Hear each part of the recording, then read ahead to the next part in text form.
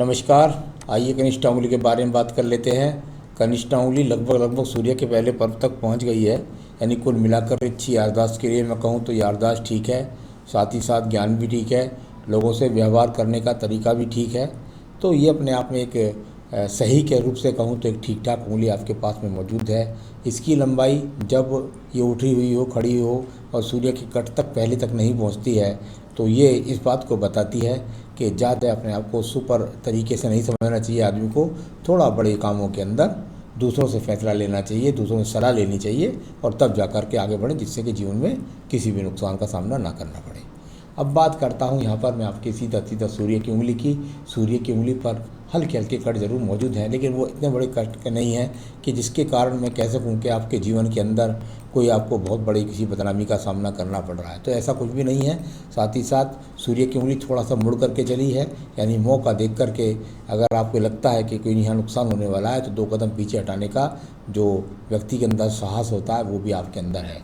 उंगली का शनि की उंगली के साथ बीच में जब गैप हो जाए, ऊपर से नीचे 2 गैप जो हो रहे हैं, तो ऐसे में व्यक्ति अपने परिवार की यानी कि अपने माता पिता की अपने जीवन के अंदर जो जिस रिश्ते को उच्चता के साथ में सेवा करना चाहता है उसको नहीं कर पाता है, उसका कारण चाहे कुछ भी हो।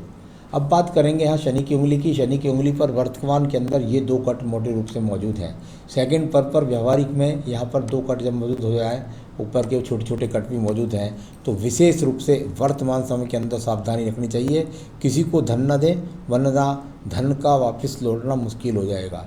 तो इस प्रकार से साथ ही साथ ये सेकंड का व्यवहारिक पर्व होता है धन का, यानी कि आपके डिसीजन की व्यवहारिक में कुछ ना कुछ गड़बड़ होने की वजह से आपको वर्तमान समय में कम से कम ऐसा कह सकते हैं कि 9 महीने के अंदर अंदर किसी को भी प्रकार से जो धन के आगमन है उनमें थोड़ी सी कमी आएगी। अब बात करता हूँ यहाँ पर मैं बृहस्पति की उंगली की। बृहस्पति की उंगली जब शनि की उंगली पर चढ़ने के प्रयास करते तो ये अपने आप में अच्छा इंडिकेशंस नहीं है। यानी कि धन के लिए आप इतना ज़्यादा जब इस तरह उंगली चढ़ जाती है तो व्यक्ति धन के लिए ज़्यादा लालायित हो जाता है और एक तरीके से ऐसी स्थिति में आ जाए जल्दी से भी, यदि कोई किसी भी प्रकार का कोई ऑफ़र दे दे जल्दी में कि इसमें आपको ज़्यादा लाभ हो जाएगा, तो उसके लालच में आकर के अपना नुकसान भी कर सकता है।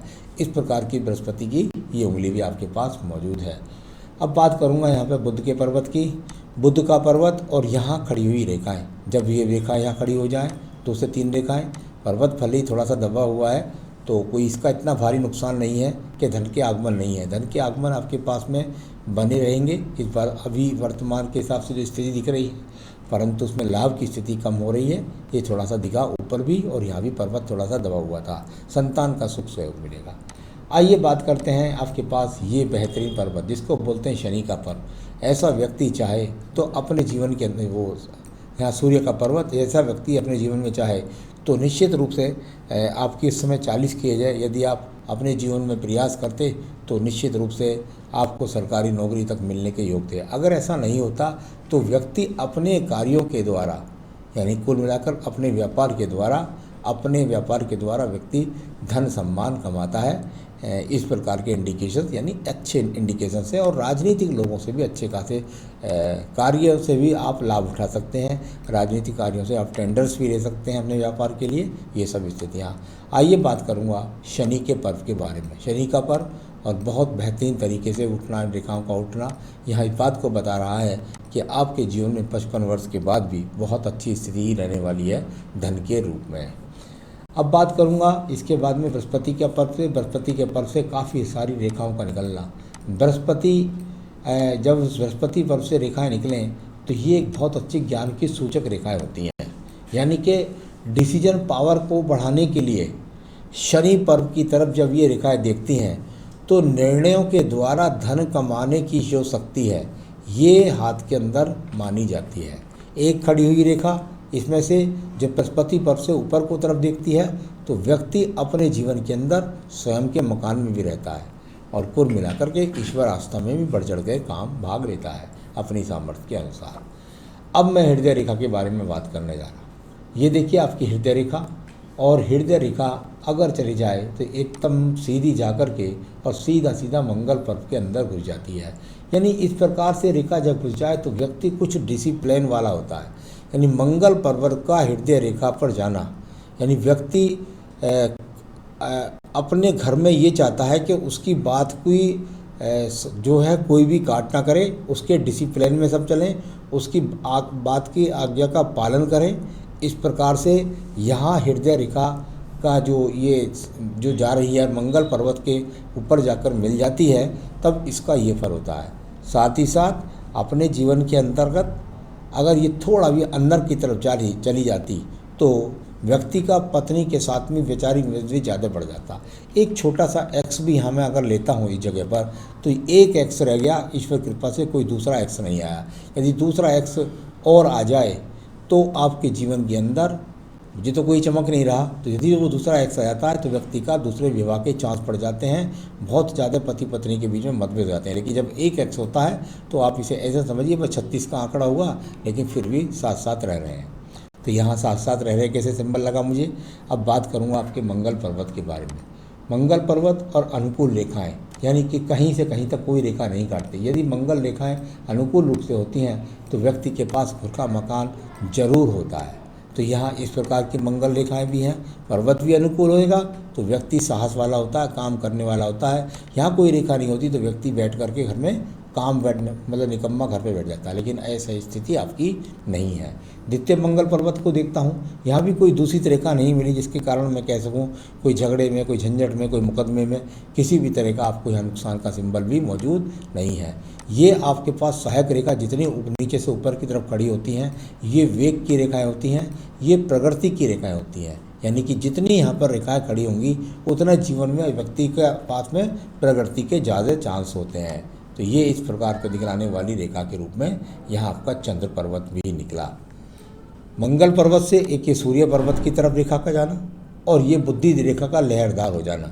यानी कुल मिलाकर यदि कहें तो ये सूर्य पर्वत से जब संपर्क बनता है तो ये इस बात को दर्शाता है कि यदि आप चाहें तो अपने दिमाग की योजनाओं के द्वारा राज्य सरकार से भी लाभ उठा सकते हैं, उनके टेंडरों से भी लाभ उठा सकते हैं। ये ऐसा दर्शाने वाली एक स्थिति। और नीचे की जो रेखा आपकी लहरदार बुद्धि वाली रेखा है, इसमें लहरदार जब रेखा जाती है तो व्यक्ति कितनी बार थोड़ा सा नर्वस हो जाता है या कितनी बार थोड़ा सा वेग में आकर के क्रोधित हो जाता है। तो कुल मिलाकर के जो सामान्य रूप से ना रह करके कभी कभी जीवन में उठान और गिरान यानी सोच में कुछ परिवर्तन तेज़ी के साथ कर जाता है, लेकिन फिर बाद में सामान्य हो जाता है। मंगल पर्वत तक पहुंचने वाली स्थिति होती है तो व्यक्ति अपने आप को संभाल जाता है। तो बैलेंस्ड रेखा के रूप में इसको हम कह सकते हैं। आइए बात करता हूँ आपके पास व्यापारिक रेखाओं की। देखिए व्यापारिक रेखाएं बहुत ही सुंदर तरीके से आपके शुक्र पर्वत से निकल करके चलने वाली रेखाओं के रूप में है। यदि कुल मिलाकर कहूँ तो ये शुक्र पर्वत से निकलने वाली जो व्यापारिक रेखाएं हैं और ये बुध पर्वत की तरफ लगातार जा रही हैं, तो ये व्यापारिक योजनाओं के लिए लगातार यानी कुल मिलाकर के ऐसा नहीं है कि आदमी स्थिर रहता है, लगातार योजनाओं की तरफ देख रहा है, लगातार बुध पर्वत की तरफ देख रहा है, लगातार सूर्य पर्वत की तरफ देख रहा है। यानी अपनी योजनाओं के अंदर व्यक्ति के अंदर एनर्जी बनी हुई है और धन प्राप्ति के वो प्रयास करता रहता है। अब यहाँ जब स्थिति टूट कर के चलती है तो ये स्थिति ऐसी होती है व्यापार की। एक तो व्यापार वो हुआ कि आप मिल के मालिक हो गए और आप व्यापार में जाने की ज़रूरत ही नहीं है, आपके पीछे सारी दुनिया संभालने वाली है। लेकिन यहाँ ऐसी स्थिति नहीं है, आप स्वयं दूर प्रांतों से जुड़ करके भाग दौड़ करके कई बार तो विदेश से एक्सपोर्ट इंपोर्ट से भी व्यक्ति धन कमाता है। तो कुल मिलाकर ऐसी स्थितियाँ यहाँ शुक्र पर्वत से निकलने वाली रेखाएँ बता रही हैं जो अच्छी रेखाओं के रूप में जानी जाती हैं।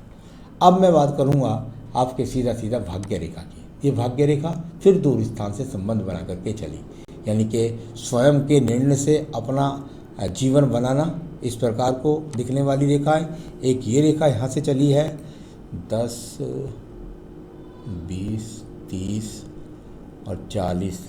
आप इस समय 40 वर्ष में यहाँ चल रहे हैं और ये आपके 40 में, 42 में और ये 50 में, ये 54 में और इसके बाद नीचे 60 में और उसके बाद नीचे यहाँ पर 62, 64 में। यानी कुल मिलाकर के आपके पास लगातार प्रगति की रेखाएं आपके पास में यहाँ मौजूद हैं, तो आप जीवन में तरक्की करते रहेंगे और यहाँ पर भी आपको अच्छे खासे लाभ आपके जीवन में आपको प्राप्त होंगे। तो ये मैंने बताया, एक सहायक रेखा के रूप में जब रेखा चलती है तो व्यक्ति का ऐसा भी होता है, एक व्यापार के साथ दूसरे माध्यम से भी कुछ ना कुछ इनकम सोर्स बनता रहता है, वो किसी भी माध्यम से हो सकता है। तो चलिए, ये आपका बताया, अब सवालों का जवाब मैं लेता हूँ। धन और यश मुझे कब तक मिलेगा? सबसे पहले मैंने जब आपकी यहाँ भाग्य रेखा देखी, तो भाग्य रेखा पर यदि मैं जाऊँ 40वें वर्ष में, तो एक छोटा सा यहाँ पर इस तरीके से ये जाकर एक कट है, ये है वो जीवन का, और नीचे वाला ये हिस्सा। तो ऐसा कह सकते हैं कि पिछले साले समय में आप संतुष्ट नहीं हो पाए, लेकिन यहाँ जब 40वें वर्ष जहाँ आप मुझसे बात कर रहे हैं, तो इसके 41 के आसपास से अच्छी खासी रेखा निकल रही है, जो इस बात को बता रही है कि अब आपके जीवन में जो उन्नति है, जो प्रगति है, वो अब आपकी और बढ़ने वाली है। तो धन और यश की जहाँ तक सवाल है, आपका कोई सम्मान में आज भी ईश्वर कृपा से कमी नहीं है, लेकिन यहाँ पर अब आपकी प्रगति और बढ़ने से होगी 41 के बाद में, और इसके बाद ही बिल्कुल जा कर के ऐसे समझिए आप कि बिल्कुल 57-58 तक काफ़ी अच्छी प्रोग्रेस के साथ चलने वाली है। धन मिलने के और कितने अच्छे योग हैं आपने पूछा, ये मैंने आपको बताया कौन कौन से वर्ष में आपके धन मिलने के और योग हैं। तो और भी मिलेंगे आपको धन के योग, अब आगे आपकी मैंने बता ही दिया था कौन कौन से वर्ष में आपको और भी योग मिलने वाले हैं। आपने कहा मेरे हाथ में कितने शुभ योग और अशुभ योग हैं, शुभ और अशुभ चिन्ह क्या हैं? देखिए, इस हाथ के अंदर बात करूं यदि, तो शुभ अशुभ की रेखाओं का आप क्या आकलन करते हैं, लेकिन मेरे हिसाब से अगर शुभ बात पूछते हैं आप, तो ये बहुत अच्छी आपके पास बुध रेखा व्यापारिक रेखा है। बहुत अशुभ की बात करें तो बैलेंसिंग रेखा नहीं है आपकी व्यापारिक रेखा, उसमें आप कहीं कहीं डोल जाते हैं, तो ये अशुभ बात है।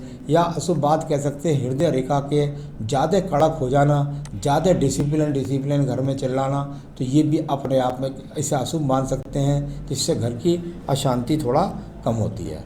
कुल मिलाकर कोई ऐसा त्रिशूल नहीं मिला या ऐसा कोई त्रिभुज नहीं मिला जिससे मैं कह सकूं आपके जीवन के अंदर ये बहुत शुभ है। तो ऐसी बात नहीं है, ये मेरे पास कोई अशुभ वाला हाथ नहीं है। आप किसी भी प्रकार के, और अगर मैं बनाना चाहूँगा तो बहुत सारे ऐसे चिन्ह बना दूंगा जो बिना वजह बता करके लोग डराते हैं या चढ़ाते हैं। तो शुभ अशुभ चिन्ह ईश्वर की कृपा से ठीक है, आपका हाथ खराब नहीं है। मेरे संतान के भविष्य के प्रति मुझे सुख साधन के बारे में बताएं। संतान के लिए अगर आपको पूछना है तो आपको संतान की जन्म पत्री मुझे दिखलानी होगी, तब मैं उसके द्वारा आपको बता सकता हूँ। वैवाहिक जीवन में कुछ अशुभ योग के बारे में, हाँ मैंने बताया था आपको कि हृदय रेखा का ज़्यादा हिसाब किताब वो ठीक नहीं है, थोड़ा सा एक्स का चिन्ह भी बनाया था। तो अपने आप में संपत्ति ज़रा नियंत्रण रखें, अपना डिसिप्लिन जो है जो बना के रखें, वो अच्छी बात है, लेकिन अपने आप को टेम्पर को थोड़ा लूज बना कर रखें, ज़्यादा सख्ती ना अपनाएं परिवार के प्रति। तो वो आपके वैवाहिक जीवन के लिए कहीं ऐसा ना हो कि कोई ज़्यादा खटास पत्नी के साथ हो जाए, बस इससे ज़्यादा कोई बुरी बात नहीं है। विदेश यात्रा के बारे में पूछा, विदेश यात्रा की रेखा निकल कर जा रही थी, मैंने बताया था कि यदि आप चाहें तो व्यापार के द्वारा विदेश भी जा सकते हैं, और कुल मिलाकर जीवन में विदेश जरूर जाएंगे। अभी वो वर्ष यहाँ क्लियर नहीं है, वरना मैं बता देता कौन से वर्ष में आप जाएंगे, लेकिन आप जाएंगे ज़रूर, ये बता देता हूँ आपको। आपने कहा आरोग्य के बारे में बताएं, और व्यापार में यश मिलेगा कि नहीं? व्यापार में आपको खूब यश मिलेगा।